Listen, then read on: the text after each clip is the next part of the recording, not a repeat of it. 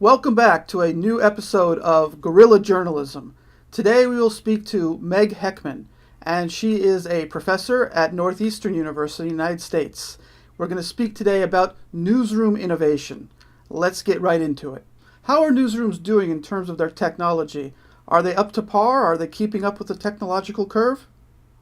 Well, it depends on the type of newsroom that you're talking about. And I think what I've been seeing both in my research and my professional practice, because I worked in newspapers on the digital side for a number of years before becoming a professor, is kind of a tale of two news ecosystems. At the national level and international level, you have some really fantastic, fascinating, and exciting innovation happening at these elite publications like the New York Times, the Washington Post, the Guardian, BuzzFeed, Vice, Vox, all of those. They have these interesting mobile strategies. They have smart social strategies.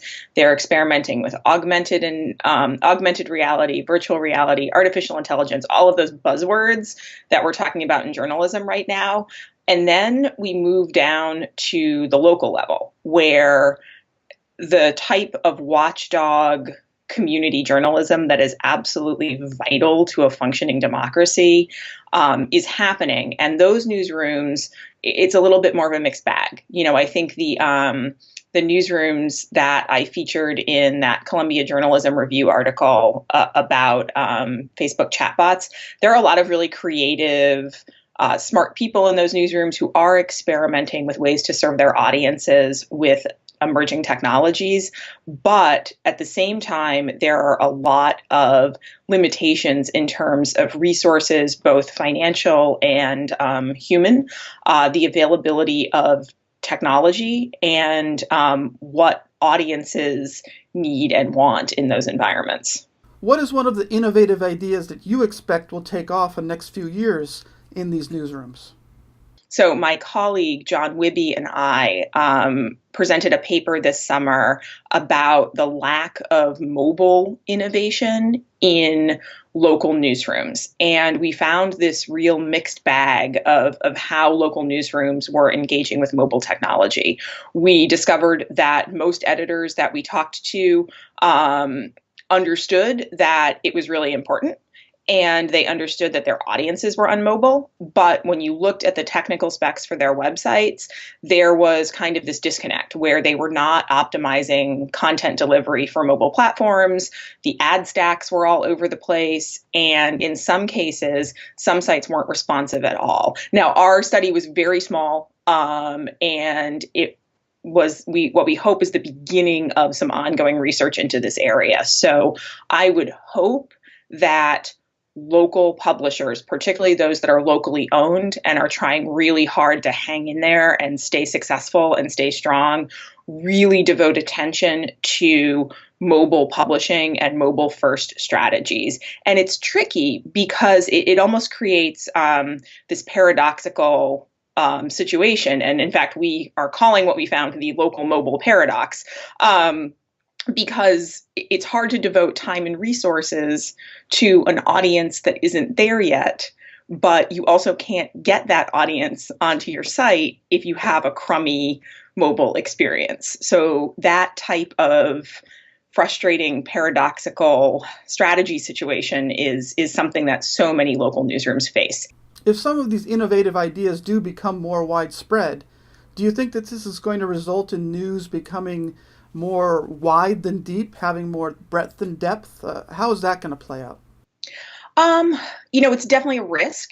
And I think that's something that becomes more of a risk in local newsrooms that are just strapped for time, strapped for people.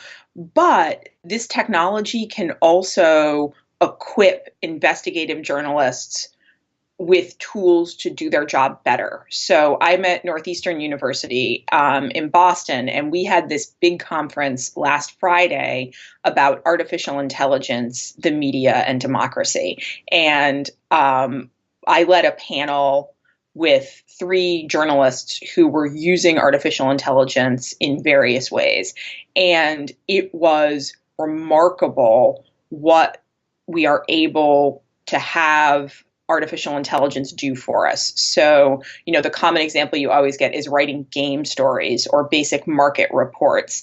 And I always thought, oh, well, that's neat, but like, how much time is that actually saving in a newsroom? Like, this is just a marketing thing. Well, it turns out it's saving a lot of time, and it's freeing up journalists to do deeper investigations. There's also technology that's allowing us to work with documents and data in a quicker, cleaner way. It can't do everything yet, and that's probably a good thing, because if it could, we wouldn't have jobs. So what we're seeing, I hope, is if this type of emerging technology is deployed smartly and made available to every shape and size of newsroom. And that's really important, because it's too easy to have this fancy new technology concentrated in these urban elite news organizations that are doing great things. Like, I don't in any way want to devalue the work that's happening there, but we also want to make sure that that's accessible to capital city newspapers all over the country, or investigative startups that we're seeing both in the US and abroad, to organizations that are maybe pushing the boundaries of what is journalism and what is activism. We want to have those tools available to everyone in a way that can give us time to do the type of deep investigative work that you're talking about and still serve the curation needs of our audiences.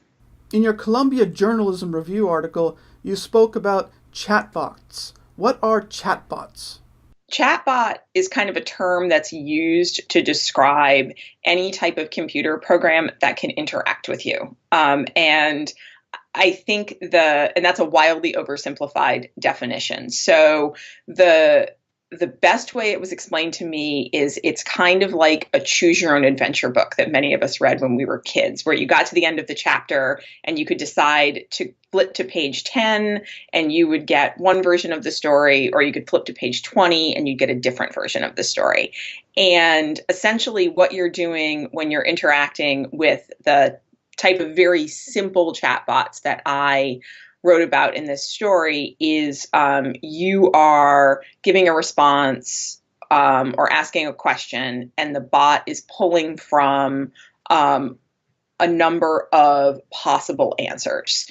And so and there's a good chance that the people watching this video have probably interacted with a chatbot and not realized it. A lot of times, if you're on Facebook and you hop onto a local business page and the little messenger box pops up and it says, do you have a question for this business? Would you like to know when we're open? What our website is? There's a good chance that is some type of a chatbot-like program. And that is on the super, super simple end of the description. How can this be utilized by newsrooms? So in one of the newsrooms that I featured, it was the newspaper in Fort Collins, Colorado, and the editors there were using a chatbot that they named Alexi to help inform readers about the most recent elections. And so readers could ask questions like, where do I vote? Who's running in my district? Where can I go for more information about this candidate or this issue? And so it was almost like they were just pulling from a database or a list of stories to serve the needs of these readers. And one of the things that I thought was really interesting with the way that this particular newsroom handled the technology was they made a video to explain it to their audience. Because one of the things that they were concerned about was that they might accidentally fool their audience into thinking that they were talking to a person. And, no malice, no sneakiness, just this technology is so new, it's not yet safe to assume that everybody who's interacting with the news organization's digital products is going to know what it is. So they made this video. It was really smart. It was really accessible. And it was an experiment both for the newsroom and the community. Now, I have no idea if Facebook-based chatbots are going to be a thing going forward. But what this moment, I think, can teach us is that what happened at that paper in Colorado was a really good example of how to handle emerging technology and experimenting with emerging technology in a way that serves both the need to come up with new ways to distribute news and serve audiences, while at the same time being really transparent and also acting as kind of a tech teacher to your subscribers in your community. Aside from this one example, do you see other ways that chatbots could be used or utilized in various newsrooms around the country and around the world? I I could really see a chatbot being useful for the type of the type of tasks that can take up a lot of time in a local newsroom. So to go back to our earlier conversation about saving time so reporters can do reporting, how often anybody who's worked in a local newsroom, you get the phone call or you get the email about, hey, what was the sports scores last night for a very specific high school sport? Or, hey, when is the garden club having its Tuesday meeting? And those are all great questions to be directed at a local paper. But wouldn't it be nice if even 50% of those could be handled by a chatbot, in a transparent way? And just, we all know how chaotic newsrooms are. There's probably a chance that that chatbot would get back to the emailer quicker and more accurately than, relying on whoever happens to be looking at the shared email account on any given day. So that would be nice. I think elections and just kind of time saving would be useful. Calendar events is another one that I'd be really interested to see somebody experiment with. How often you're in a community that you've maybe never been to before, you're there on a Saturday night and you want to know where's a good place to get a certain kind of food or see a certain kind of band. And I think a chatbot could be really cool for that. So in the newsrooms that are developing now, what do you see as the proportion of people in the newsroom who are actually journalists in the traditional sense, and those who are basically tech people and keeping up with those sides of things? It seems like there needs to be some sort of division there. What will it be? Well, I think there can't be a line between who is a journalist and who is a tech person anymore. Or at the very least, those two populations need to overlap. And need to be speaking each other's languages. So the program that I teach in here at Northeastern, I teach primarily in our media innovation graduate program, and we teach computer code from day one. Even if it's not coming from the journalism faculty, we collaborate with people in computer science and information technology to make sure that that's baked into our graduate curriculum. We've just started this year a new interest group with undergraduates who are interested in double majoring in journalism and computer science or information technology.